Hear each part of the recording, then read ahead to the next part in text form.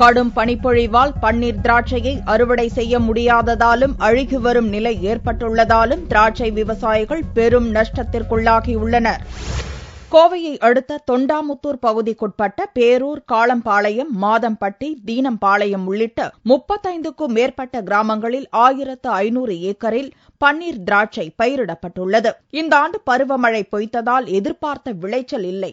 இந்நிலையில் ஓரளவே விளைந்துள்ள திராட்சையையும் கடந்த ஓரிரு வாரங்களாக காலை, மாலை நேரங்களில் கடும் பனிப்பொழிவின் காரணத்தால் அறுவடை செய்ய முடியாத நிலை ஏற்பட்டுள்ளது. தற்சமயம் திராட்சை விவசாயம் கடுமையான சிக்கலை எதிர்நோக்கியுள்ளது. அதற்கு காரணம் பருவமழை பொய்த்துவிட்டது. நிலத்தடி நீர் வெகுவாக கீழே சென்று விட்டதால் நீரின் தன்மை வெகுவாக குறைந்துவிட்டது. மேலும் இந்த கடுமையான பனிப்பொழிவு உள்ளதால் திராட்சை விவசாயத்திற்கு அதிகமான உற்பத்தி செலவு அதிகமாக அதிகரித்துக் கொண்டிருக்கின்றது. ஏற்றுமதி செய்யும் அளவிற்கு திராட்சை விவசாயம் இப்பொழுது லாபகரமாக இல்லை. கடந்த ஒரு மாதத்துக்கு முன் திராட்சை விளைச்சல் அதிகமாக இருந்தாலும் சரியான விலை இல்லை. ஆனால் தற்போது கடும் பனிப்பொழிவு உள்ளிட்ட காரணங்களால் விளைச்சல் கணிசமாக குறைந்தும் கூட குளிர்காலம் என்பதால் திராட்சை விலை கடும் வீழ்ச்சி அடைந்துள்ளது. இதனால் திராட்சை விவசாயிகள் பெரும் நஷ்டத்திற்குள்ளாகியுள்ளனர்.